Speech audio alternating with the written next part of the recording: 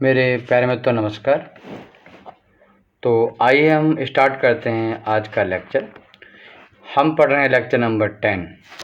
ठीक, पिछले कुछ लेक्चर में जो लेक्चर नंबर यहाँ पर जो पढ़ा होता है ये कुछ गलत हो गया था, थोड़ा इसको हम माइंड में रखेंगे। जो लेक्चर नंबर 6 था उसको हमने धोखे से 26 बोल दिया था। 7, 8 और 9, 27, 28, 20 इसको कैंसिल कर दो, ये सही है। ठीक, चलिए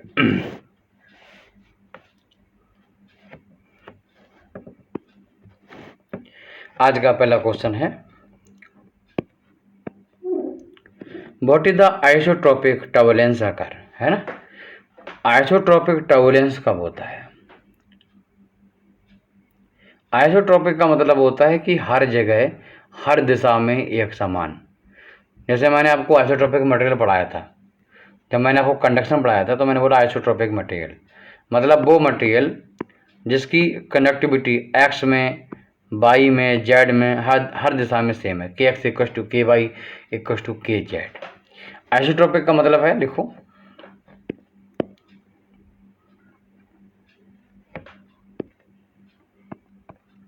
आइसोट्रोपिक का मतलब है there is no preferential directional,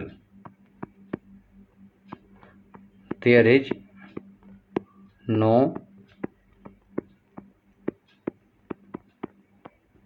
preferential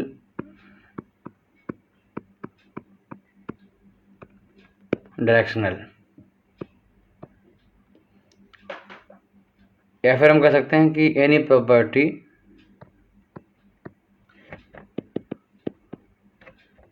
कोई प्रॉपर्टी है जैसे thermal connectivity property same in all direction, ये मतलब है आइसोट्रोपिक का। अगर इसका मतलब है कि नो वेलोसिटी ग्रेडियंट, मतलब ए भी डायरेक्शन में, ए भी डिस्टेंस पर जाओगे तो वेलोसिटी में कोई चेंज नहीं हो रहा है। वेलोसिटी ग्रेडियंट में कोई भी चेंज नहीं हो रहा है, मतलब जीरो है एट एनीवेयर। जैसा उसका मतलब है। पहला option, where there is no velocity gradient, A is the right option. B, at higher temperature, ऐसा कुछ नहीं। ओनली न्यूट्रिएंट फूड, ऐसा भी कुछ नहीं। और डी भी नहीं। तो 46 का ए आंसर हमारे हिसाब से बिल्कुल सही है, ए। ठीक, इतने तरीके से क्वेश्चन पूछा जा सकता है जो मैंने 3 सेंटेंस आपको लिखे। क्वेश्चन नंबर हम पढ़ेंगे 47। Correct, consider 2 pipe same length in diameter. देखो 2 पाइप हैं, इसकी लेंथ जो है वो L है और इसका जो डायमीटर है वो D है। ऐसे दूसरा पाइप है जिसकी लेंथ L है सेम और डायमीटर भी D है। Through which water is pass, इससे वाटर पास हो रहा है, दोनों से वाटर पास हो रहा है। ठीक, एट द सेम वेलोसिटी भी सेम है। The friction factor for the rough pipe is F1। देखो जो रफ पाइप है, मान लेता हूं कि ए जो पाइप है वो रफ पाइप है पहला वाला, और ए स्मूथ पाइप है दूसरा वाला। तो जो रफ पाइप है उसके लिए फ्रिक्शन फैक्टर F1 है। फ्रिक्शन फैक्टर में डार्सी फ्रिक्शन फैक्टर F1 है। और दूसरा वाला जो है for the smooth pipe F2, इसके लिए स्मूथ पाइप के लिए F2 है। Pick out the correct statement. अगर मैं रोल नंबर चेक करूं दोनों का, तो roll number equal to rho B D upon mu. देखो रो और म्यू सेम है दोनों के लिए, बी भी सेम है, डी भी सेम है, समझ गए। तो हम कह सकते हैं दोनों के रोल नंबर सेम है, दोनों के लिए रोल नंबर सेम है। रोल नंबर सेम है तो हम मान लेते हैं, मान लो मैक्सिमम जो हमारा फ्लो है वो टर्बुलेंट होगा, और टर्बुलेंट के लिए रोल नंबर और के अपॉन डी इन दो चीज़ों पर डिपेंड करता है। अगर वो रफ है तो इन दोनों चीज़ डिपेंड करेगा, स्मूथ है तो सिर्फ रोल नंबर पर डिपेंड करेगा। ये निश्चित सी बात है कि अगर रोल नंबर दोनों के लिए सेम है तो निश्चित सी बात है जो रफ होगा उसके लिए फ्रिक्शन फैक्टर ज़्यादा होगा। फ्रिक्शन फैक्टर ज़्यादा होने का मतलब ज़्यादा रफनेस होना, फ्रिक्शन ज़्यादा होना, उसके थ्रू प्रेशर लॉस ज़्यादा होना। तो जो पहला वाला रफ पाइप उसका F1 ज़्यादा होगा दूसरे के मुकाबले में, क्योंकि रेनॉल्ड नंबर भला उसका सेम है दोनों का, बट ये रफ है, इसके लिए K/D की कुछ ना कुछ वैल्यू है। That's clear. यानी F1 ज़्यादा होगा F2 से। पहला ऑप्शन है F1 इक्वल टू F2, गलत। F1 लेस देन, गलत। और C F1 more than F2, C is the right answer. हम पिछली बार बहुत को डिस्कस कर चुके हैं, तो ये लिए आप मिनटों में समझ गए होंगे कि कौन सी क्वेश्चन होती हैं, कैसे रिलेशन हम रिप्रेजेंट करते हैं। Question number 48, Bernoulli equation for the steady frictionless continuous flow state that what at all section is same, total pressure, total energy, velocity head, none of these। तो B is the right answer। कोई भी pipe है वो किसी प्रकार से irregular cross section area का है, ज़्यादा का है, कम का है, उसके एवरी क्रॉस सेक्शन पर, एवरी पॉइंट पर जो टोटल एनर्जी है, total energy of 1 metre cube volume, it is constant according to Bernoulli theorem. Fluid कैसा होना चाहिए? फ्लो हमारा स्टेडी स्टेट होना चाहिए, पहली कंडीशन। यहाँ पर फ्लो हमारा फ्रैक्शन लेस होना चाहिए, मतलब आइडियल फ्लूइड होना चाहिए, विस्कोसिटी 0 होना चाहिए, और कंटिन्यूसली फ्लो होना चाहिए, Q इक्वल्स टू A/B को फॉलो करता हो। टोटल एनर्जी कांस्टेंट है, इसलिए 48 का बी आंसर होगा। क्वेश्चन नंबर 49 देखेंगे।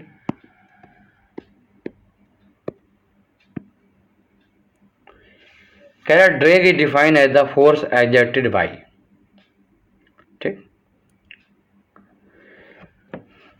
इसमें क्या होता है समझिए, हमारे पास एक फ्लूइड है, फ्लूइड की डायरेक्शन इस तरीके दी हुई है,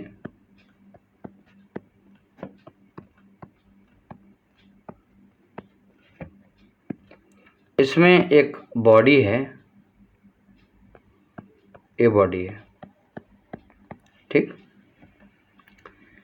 तो ये फ्लूइड जो है इस बॉडी पर एक फोर्स लगाता है, और उस फोर्स को हम क्या बोलते हैं? ड्रैग फोर्स बोलते हैं। वो फोर्स इस बॉडी जिधर ये मूव कर रही है उसके अपोजिट लगता है, ठीक। ये फोर्स जो है, अगर हम ये मान लें कि ए है और ए बी है, जो बॉडी है, बॉडी बी से ए की ओर जा रही है, तो जो ड्रैग फोर्स है वो आपको ए से बी की ओर लगेगा। यानी बॉडी का जो मोमेंट है, मोशन है, उसको अपोज करता है। ये कौन लगाता है? ये फ्लूइड लगाता है। किस पे लगाता है? इस बॉडी पे लगाता है। चलिए पढ़ते हैं option. Drag is defined as the force exerted by, पहला ऑप्शन है फ्लूइड, बाय द फ्लूइड मतलब फ्लूइड लगाता है, on the solid in the direction of opposite to flow, ठीक। ये वाली बात है, in the direction of opposite to flow, clear. Second option, fluid on the solid in the direction of flow.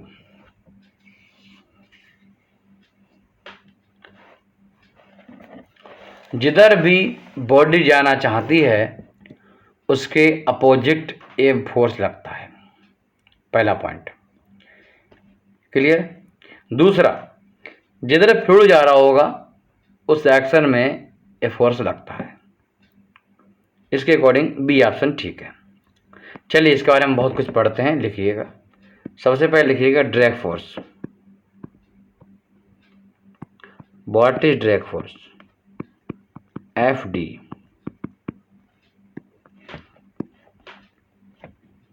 देखो, when a solid objects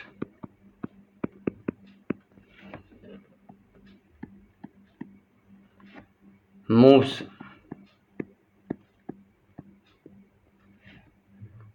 through a fluid,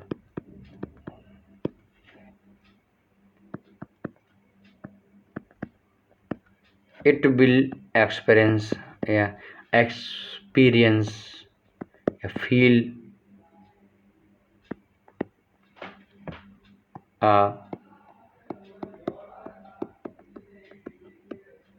resistance या फिर resistive force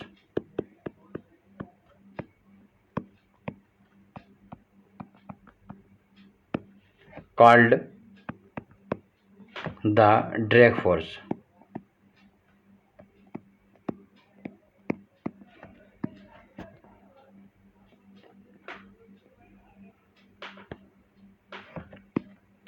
आगे लिखो इसमें, the fluid may be a liquid or gas. This force is a very complicated force. इसको हम क्या बोलते हैं? कॉम्प्लिकेटेड फोर्स कहते हैं, डिफिकल्ट, जटिल force. That's depends upon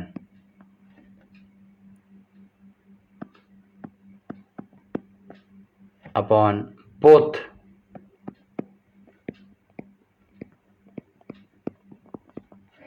the properties of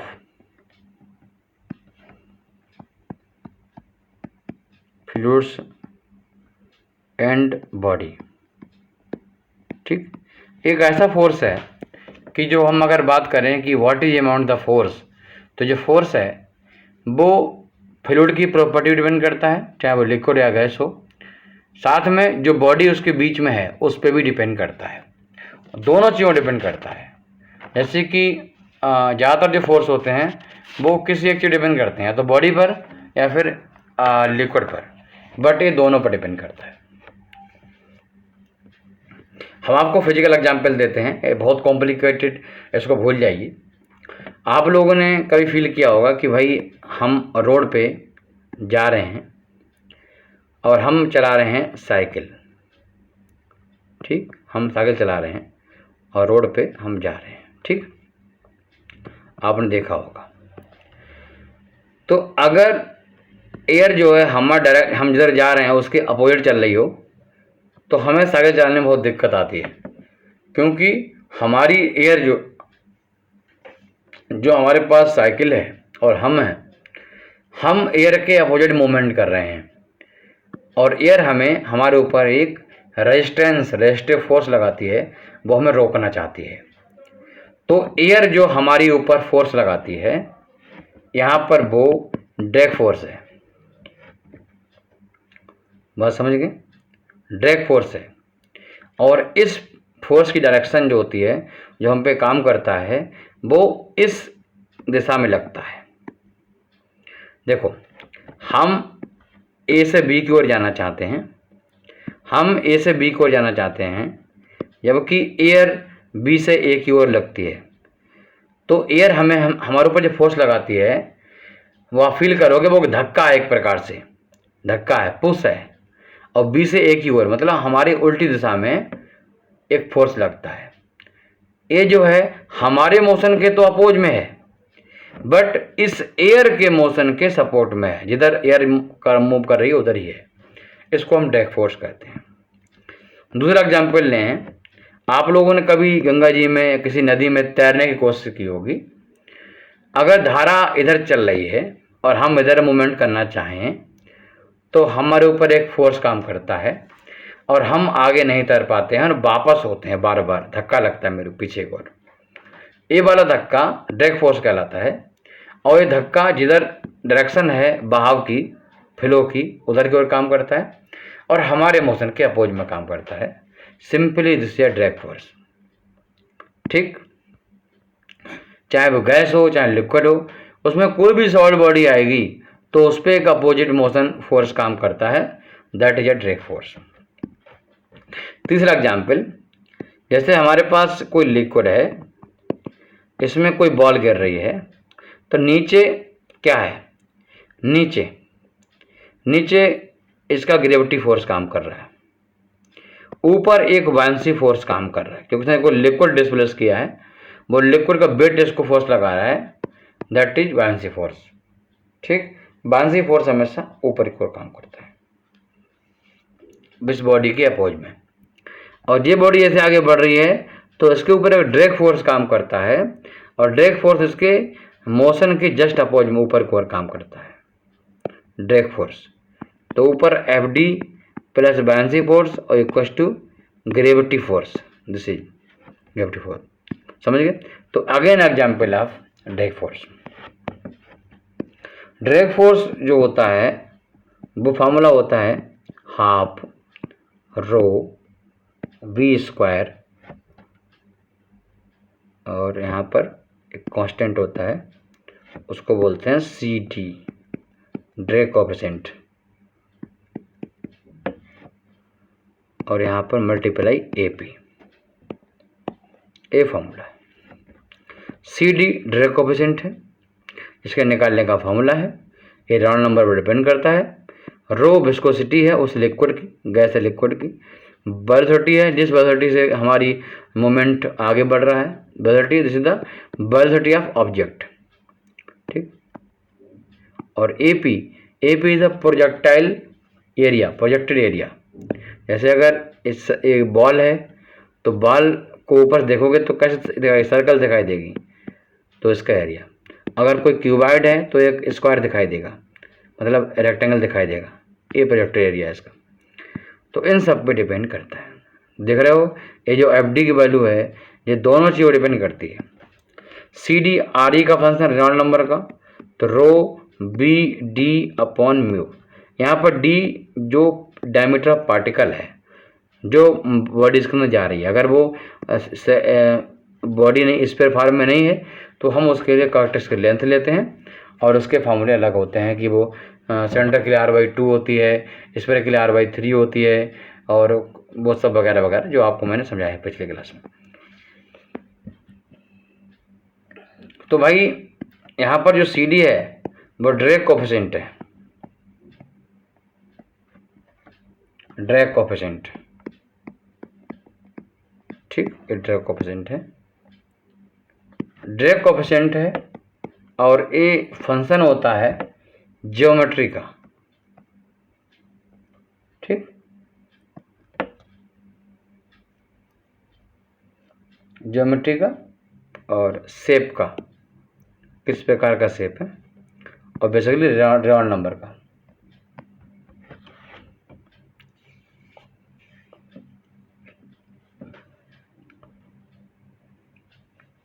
C D अगर हमारा फ्लो लेमिनार है उस केस में सी डी की वैल्यू जो होती है वो 24/RE होती है, और टर्बुलेंट के लिए ज़्यादातर कांस्टेंट होता है 0.44 वैल्यूज़ की होती है। अगर हम कुछ केसेस ले लें,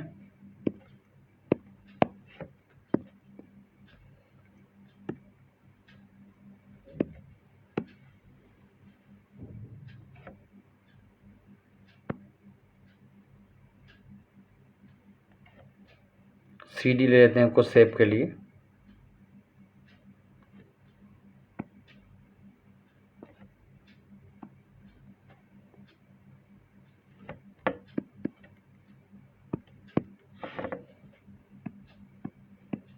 यहाँ पर लोग शेप, उनके लिए सी डी,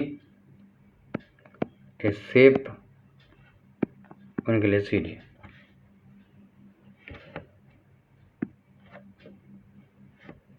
जैसे अगर स्फीयर है, ठीक, तो उसके लिए इसकी वैल्यू 0.47। अगर हाफ स्फीयर है, हाफ स्फीयर, तो उसके लिए इसकी वैल्यू 0.42। अगर कोन है, कोन, तो उसके लिए वैल्यू 0.50। अगर क्यूब है,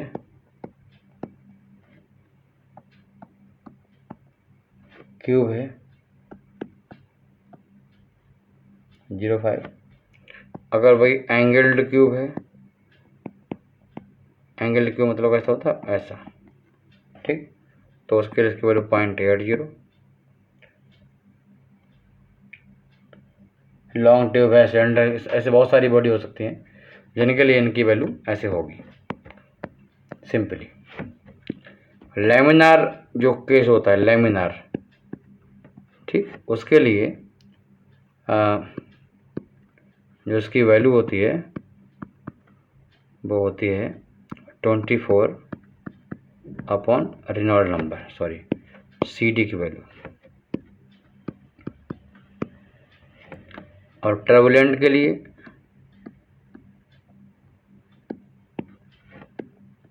CD कांस्टेंट हो जाता है अप्रॉक्स 0.44। सही, एक कहानी है। अब हम डायरेक्शन के बारे में थोड़ा बात कर लें। Flow direction,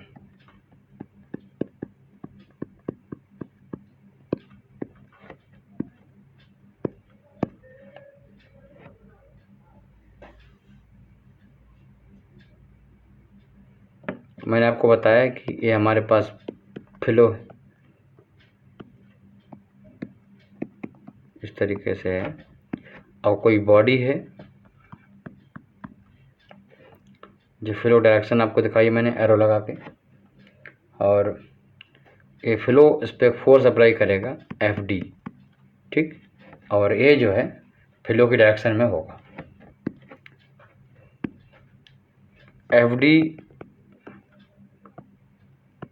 works in flow direction, F direction of fluid, flow direction F direction of fluid. तो लिखो फोर्स एक्सर्टेड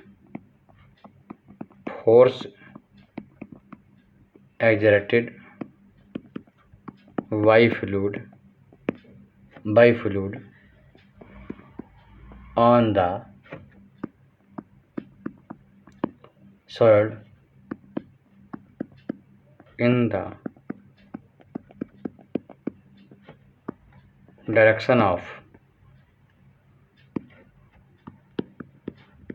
fluid flow, ठीक, किसमें जिस तरफ फ्लूइड जा रहा है उस तरफ इसका डायरेक्शन रहेगा। ये लिखो if soil want to move, if solid want to move, then it मतलब FD drag force, it resist and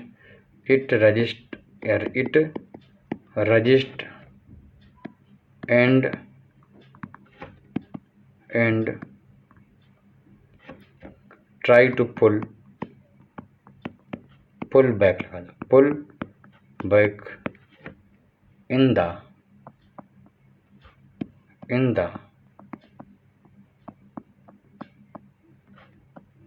direction of flow, ठीक। तो भैया आपका जो क्वेश्चन था कि ड्राइविंग फोर्स क्या है, वो फोर्स इसको क्या बोलते हो, ड्रैग फोर्स क्या है, तो अब आप समझ गए होंगे। इधर लंबा लेक्चर हमने इसलिए दिया जैसे कि कोई भी क्वेश्चन इससे बाकी ना रहे, समझ गए, कोई भी क्वेश्चन इससे बाकी नहीं रहना चाहिए।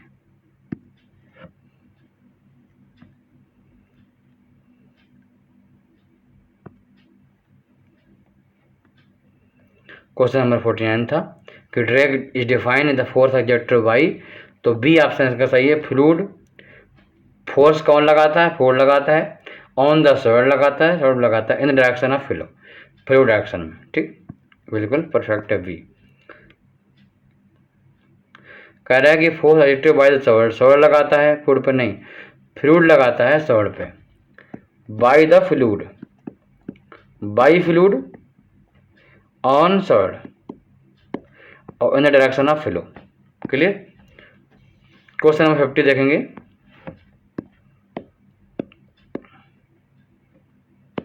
क्वेश्चन नंबर 50 क्या कह रहा है कि drag coefficient for flow past emerge body in the ratio. कोई भी फ्लो हो रहा है, उसके अंदर कोई बॉडी डूबी हुई है, बह रही है, तो जो ड्रैग कोएफिशिएंट होता है CD, वो क्या होता है, अभी बताया था ड्रैग फोर्स, और जो वैल्यू मल्टीप्लाई में थे पूरी डिवाइड में लेके आ जाओ, AP half rho V square, ये वैल्यू है। ठीक, तो ड्रैग कोएफिशिएंट जो है क्या है, CD क्या है, रेशियो किसका है, to the product of velocity head and density. समझ गए। अब देखो FD अपॉन AP कर दो, समझ गए, FD अपॉन AP कर दो इसको, बटे V स्क्वायर अपॉन 2 कर दो, इंटू रो कर दो। ये कहना चाह रहा है, कह रहा प्रोडक्ट ऑफ वेलोसिटी हेड यानी V स्क्वायर अपॉन 2 को वेलोसिटी हेड करे हम प्रोपोर्शनल मानते हैं, एंड डेंसिटी तो ये नीचे आ गया। ओके, ऊपर क्या रहेगा, पहला option shear stress, shear force, या फिर average drag force per unit projectile area. समझ गए, FD अपॉन AP क्या है, average drag force per unit projectile area, यही है ना। तो answer C is the right, 50 का C। क्लियर। अच्छा, इसमें एक पॉइंट और समझ लो, यहां पर जो वेलोसिटी है वो फ्लो वेलोसिटी है, बट रिलेटिव है किसके, सॉलिड के। Flow velocity relative to solid. देखो, इफ अगर सॉलिड हमारा जो है वो स्टैटिक है, फिक्स है, मान लो फ्लो हो रहा है इधर और पत्थर बहुत बड़ा वाला फिक्स है, solid is fix static, movement नहीं कर रहा है, तो पढ़ा आपने का माइनस के, किसका वेग किसके सापेक्ष, तो फ्लो का वेलोसिटी VF किसके सापेक्ष, सॉलिड के, अब वो फिक्स है तो उसकी स्पीड 0 हो गई तो VF हो जाएगा। यानी अगर हमारा जो है सॉलिड जो है मूवमेंट नहीं कर रहा है, तब B की वैल्यू सिंपल फ्लो की जो हमारा लिक्विड है, गैस है, उसके वेलोसिटी के बराबर हो जाएगा। बट अगर हमने देखें कि सॉलिड जो है वो मूव कर रहा है, ये भी मूव कर रहा है, ठीक, तब जो होगा वो VF माइनस सॉलिड का स्पीड होगा। बात समझ गए, ये होगा। अगर सॉलिड सेम डायरेक्शन में मूवमेंट कर रहा है, तब ये वैल्यू घट जाएगी। जैसे अगर BF की वैल्यू 50 मीटर पर सेकंड है और सॉलिड जो है वो 5 मीटर पर सेकंड से मूवमेंट कर रहा है और सेम डायरेक्शन है, ठीक, सेम डायरेक्शन है, तो B की वैल्यू सिंपल ये माइनस J, सेम डायरेक्शन है, 50 माइनस 5 सेम डायरेक्शन है, तो 45 आ जाएगी B की वैल्यू। बट अगर ये अपोजिट डायरेक्शन में मूवमेंट कर रहा है तो 50 माइनस और फिर ये J माइनस का इतना, समझ गए, अपोजिट डायरेक्शन में तो हो जाएगा जब 55, अपोजिट डायरेक्शन में तब, समझ गए, ये इसका डिफरेंस है 45 मतलब रिलेटिव यहाँ पर हम लेंगे। चलिए फिर मिलते हैं, नमस्कार।